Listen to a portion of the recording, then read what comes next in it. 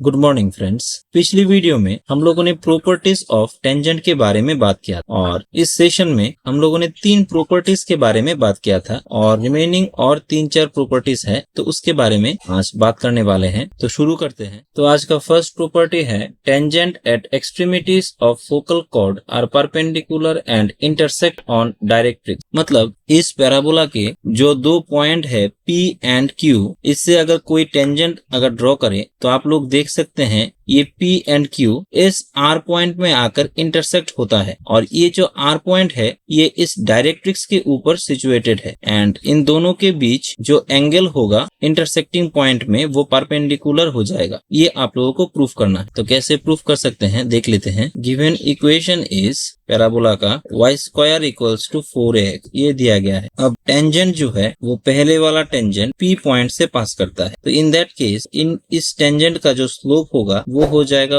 1/2। इसका पैरामीटर था only t and second वाला मतलब Q से जो टेंजेंट पास करता है, tangent passes through point Q, वहां पर पैरामीटर है आप लोग देख सकते हैं -1/t। In that case Q point से जो टेंजेंट पास करता है उसका स्लोप हो जाएगा -1/,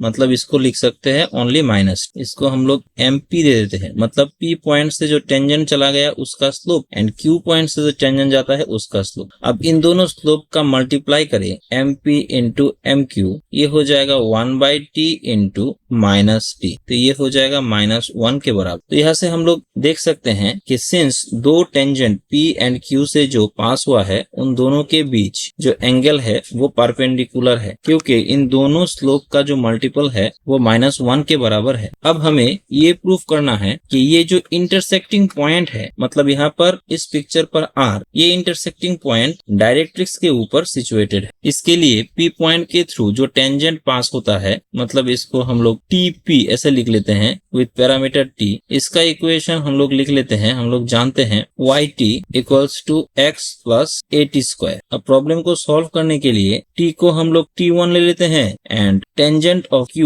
1/t को हम लोग T2 ले लेते हैं। तो Q पॉइंट से जो टेंजेंट जाएगा उसका इक्वेशन है, तो ये हो जाएगा T1, ये भी T1, ये हो जाएगा yt2 x प्लस at2 इसका स्क्वायर। अब इन दोनों इक्वेशन को अगर क्रॉस मल्टीप्लाई करें तो यहाँ से हम लोग लिख सकते हैं x by minus a t1 t2 square plus a t1 square t2 equals to y by a t1 square minus a t2 square equals to 1/t1 minus t2। अब यहाँ से x का कोऑर्डिनेट आ जाएगा कैलकुलेशन करने पर a t1 square t2 square minus a t1 t2 whole square by t1 minus t2, तो ये आ जाएगा कैलकुलेशन करने पर a t1 t2। Similarly y equals to आ जाएगा a t1 minus t2 t1 plus t2 by t1 minus t2, तो इसे calculation करने पर आ जाएगा a t1 प्लस t2। तो इन दोनों टेंजेंट जो P पॉइंट से एंड Q पॉइंट से जाता है, इन दोनों टेंजेंट का जो इंटरसेक्टिंग पॉइंट होगा उस इंटरसेक्टिंग पॉइंट का जो कोऑर्डिनेट होगा वो हो जाएगा a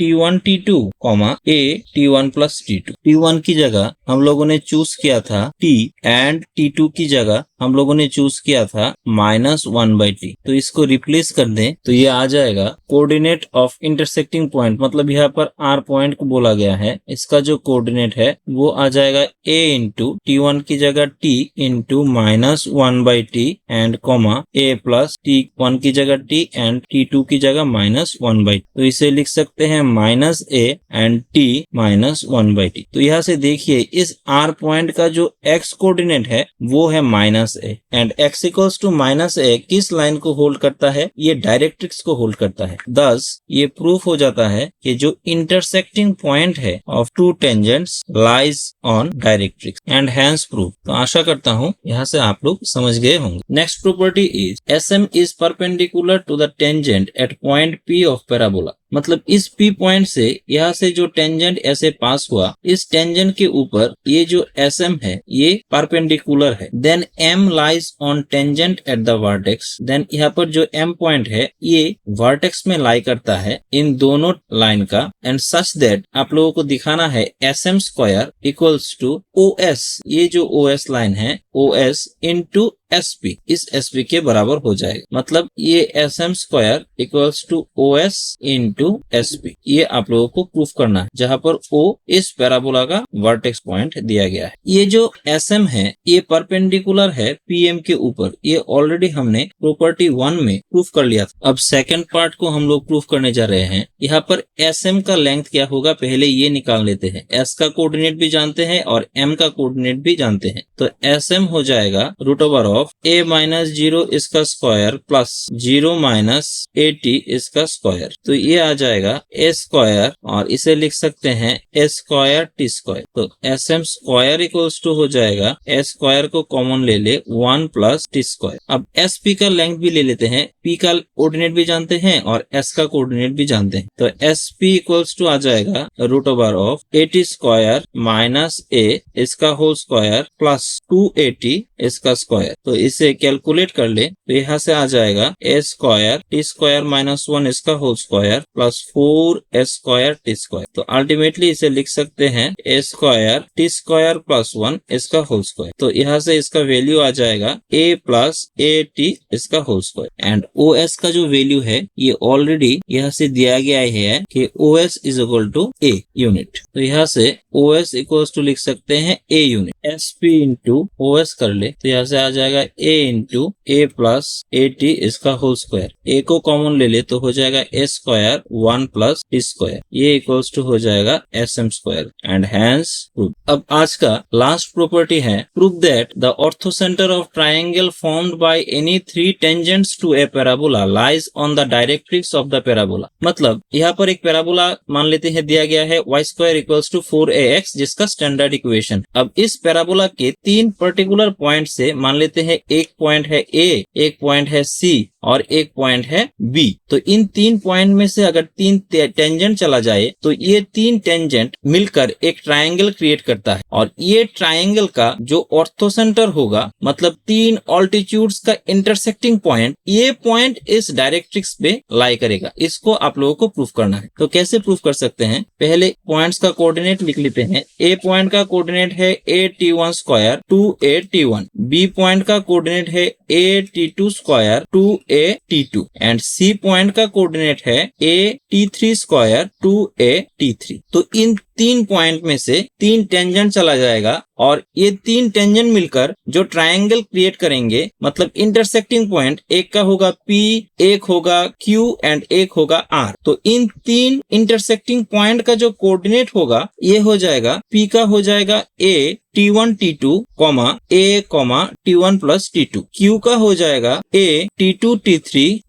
A T2 plus T3 and R का हो जाएगा A T3 T1 A T3 plus T1। कोई दो टेंजेंट का इंटरसेक्टिंग पॉइंट कैसे निकालते हैं ये थोड़ी देर पहले पिछली प्रॉपर्टी में हम लोगों ने बात किया। अब A पॉइंट से जिसका पैरामीटर है T1, इससे जो टेंजेंट पास होगा उसका इक्वेशन होगा YT1 equals to x plus AT1 square. अगर आप लोग पैरामेट्रिक इक्वेशन ऑफ टेंजेंट का जो टॉपिक है वो नहीं देखा तो लिंक से प्रेस करके वो टॉपिक देख सकते हैं। तो यहाँ से y इक्वल्स टू लिख सकते हैं 1/T1 x plus AT1 square. मतलब इस टेंजेंट का जो स्लोप हो जाएगा इसे हम लोग M1 से रिप्रेजेंट कर देते हैं। इसका स्लोप हो जाएगा 1/T1, slope of tangent passes through A point. तो इस टेंजेंट के ऊपर कोई एक परपेंडिकुलर लाइन हो, जैसे कि ये LQ, ये लाइन इस टेंजेंट की बात कर रहे हैं। इस टेंजेंट के ऊपर ये जो लाइन है ये परपेंडिकुलर लाइन है और इस लाइन का जो स्लोप आया वो आया 1/T1। सिंस ये परपेंडिकुलर है तो इस LQ का स्लोप आ जाएगा slope of altitude LQ equals to minus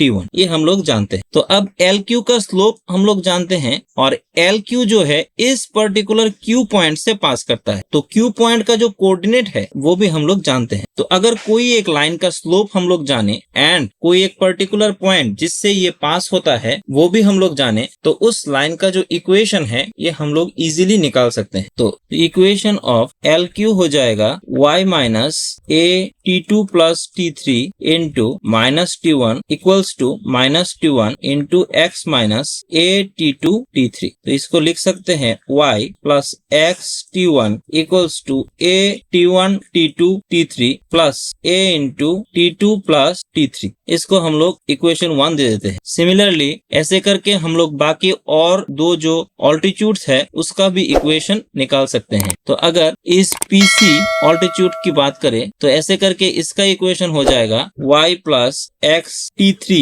a t1 t2 t3 a t1 plus t2। इसको दे देते हैं इक्वेशन 2। अब इन दोनों ऑल्टीट्यूड का इंटरसेक्टिंग पॉइंट निकाले तो वही तो ऑर्थोसेंटर हो जाएगा, क्योंकि थर्ड ऑल्टीट्यूड जो है वो भी इसी इंटरसेक्टिंग पॉइंट से पास करेगा। तो अब इन दोनों को एक दूसरे के साथ सब्ट्रैक्ट कर देते हैं। तो यहाँ से निकल के आएगा x t1 minus t3 equals to a into t2 plus t3 minus t1 minus t2। तो ये t2 एंड t2 कैंसिल हो जाएगा। तो यहाँ से x इक्वल्स टू लिख सकते हैं a by t3 minus t1 और इसको नीचे ले आए और एक माइनस कॉमन ले ले तो हो जाएगा t3 माइनस t1। ये एक दूसरे के साथ कैंसिल आउट हो जाएगा और ओनली रह जाएगा x माइनस a। मतलब यहाँ से हम लोगों को मिला ये जो ऑर्थोसेंटर है, इस ऑर्थोसेंटर का जो x कोऑर्डिनेट है उसका वैल्यू है माइनस a, और कोई एक पैराबोला जिसका standard equation y square equals to 4ax दिया गया है, इस पैराबोला का जो डायरेक्ट्रिक्स होगा, इस डायरेक्ट्रिक्स का इक्वेशन भी